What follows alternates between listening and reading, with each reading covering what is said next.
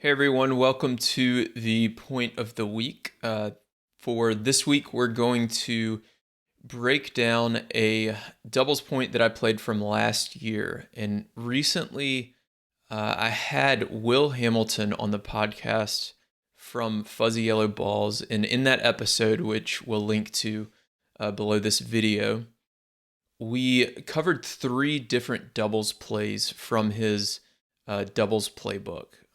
He created the doubles playbook with the Bryan brothers and Martina Navratilova and Gigi Fernandez, I believe, who are some of the best doubles players of all time. And during the podcast episode, we went over three of those plays. One of those he calls the parachute return, or the parachute return strategy. And it's a great return strategy that I've started using myself over the last several years, before I even saw it in Will's doubles playbook. And for those of you that listened to the podcast and wanted a visual, that's what I wanted to show you here today. So in this video, in this point, we're going to show you how to execute the parachute return. And then I'm going to kind of talk you through why it's such an effective return. In this case, I'm playing the point at the net there, and I make a pretty big mistake, and we end up losing the point anyways. But you can see that we immediately go from being on defense against a first serve to offense. So the first thing I'll do is I'll play the point, and then I'll kind of backtrack it, and then I'll talk you through each kind of stage in the point, so that you understand kind of how to think about the parachute return.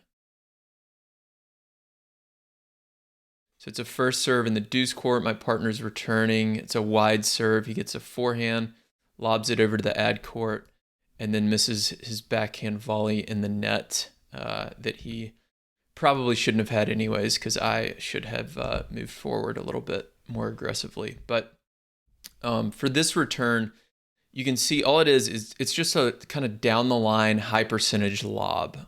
It's not a super high lob, but it is good margin. He puts it well inside the service line. It might even be in the singles court, and well inside the baseline as well. So it doesn't have to be perfect.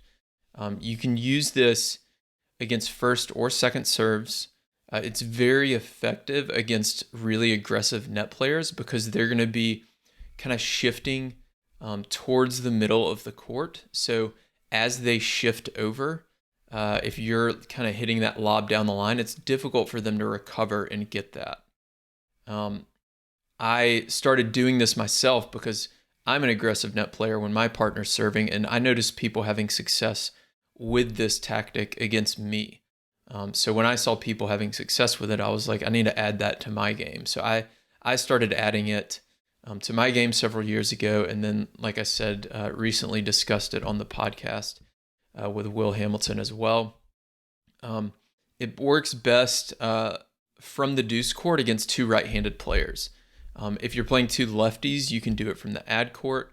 If you're playing a righty-lefty combo, it kind of depends. It's a little bit more risky or kind of lower percentage play, but it still can work for sure. So I'll talk about each of those things as we go through the point here. So like I said, this is a first serve. My partner, one quick note here. So my partner so far in this match has gotten beaten on the wide serve here in the deuce court a few times. So he's done a good job of adjusting, and he's standing almost entirely in the doubles alley here. So I see a lot of players make the mistake of not adjusting once they get beat a few times, whether it's down the tee or out wide. So take note of that. Be sure you're doing that in your matches as well. This is another good wide serve. You can see it's pretty deep in the box in the corner here, but my partner's already there. He's standing out in the doubles alley, and he's ready for it. So the great thing about this return is it's a relatively defensive, kind of high percentage return. You're not going for an all-out winner down the line, which a lot of people try to do against really aggressive net players. And the problem with that is, especially against first serves, you're just not going to make that many of those returns. You might make 2 or 3 out of 10, which is a very low win percentage. But if you can get this kind of lob parachute return down, you can make maybe 7, 8 out of 10 instead. So it's a much higher percentage shot. When he hits the lob, you can see it's not the highest lob in the world, but this net player, because he's right-handed, he has a high backhand volley because the lob's down the line. So the high backhand volley, this strategy wouldn't work quite as well if you were playing pro level tennis, because if you watch the pros, they have the high backhand volley and they can put it into the third row. But most club level players, and this is a 4-5 match, by the way, most club level players do not have a very good high kind of backhand volley / overhead. So it's a really good tactic because it kind of neutralizes that net player or any advantage that net player has. If they do reach for it, we talk about this in the podcast, that ball's most likely either they're going to miss or they're going to hit it kind of back through the middle of the court. So I should be pinching here, which I'm kind of doing a little bit. And then my partner should have time to recover because he hit a pretty slow ball up here. So he's probably running back this way. So if this player hits it, the high backhand volley, be ready for anything through here. Odds are they're probably not going to make it, or they're going to hit a pretty weak shot. So you're going to be on the advantage there as well. As soon as the ball gets past the net player, so right now, as soon as I see this net player turn around and start running back, I know the server is going to have a running backhand from deep in the court. So what I should be doing, and I start to run forward, what I should be doing is getting right on top of the net here and being ready for anything in this area to poach on and kind of put the ball away. Instead, I kind of slow down and stop in the middle of the service box, or the two service boxes, and I let this ball go by me, and I really shouldn't have. My partner was pretty out of position over here because it was a good serve. So this should be a forehand volley for me that I probably would have had to reach for, but I could have easily put it through the middle of the court because this player was running this way. This player was running the opposite direction. So through the middle would have been an easy play there. But I let that ball go.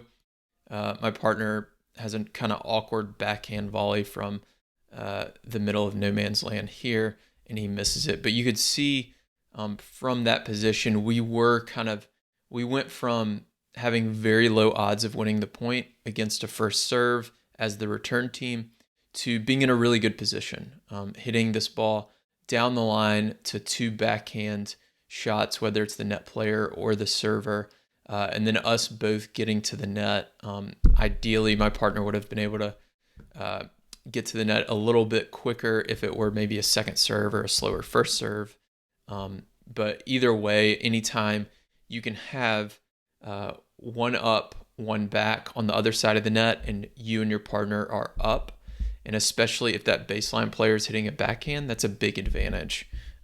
Another podcast episode with Gigi Fernandez, actually, she talked about the different scenarios in doubles and how one up, one back against two up is the worst possible scenario for the one up, one back team, and the best possible scenario for the two up team. So we'll link below to that episode as well. But hopefully this is something you can add to your game if you're returning in the deuce court. In the ad court, like I said, if you are playing two lefties, you can do it there as well because they both have backhands. Yeah, that's it for this tactic. So if you have any questions, comment below. And like I said, we're going to link to both podcasts that I mentioned, as well as the doubles playbook that Will Hamilton and Fuzzy Yellow Balls did, which has over, I think, 40 or 50 different plays like this with videos on how to execute it and things like that. So it's a really, really good product. So hopefully this helped you out. Be sure to subscribe to the channel for future videos, and I will talk to you in the next one. If you want to become a smarter doubles player and start winning more matches, then join the Tennis Tribe Doubles Strategy newsletter. Every single Thursday, I'll send you a new doubles tip or tactic that you can use in your very next match. And when you join, you're going to get a free guide on how to play with more confidence and start dominating at the net in doubles.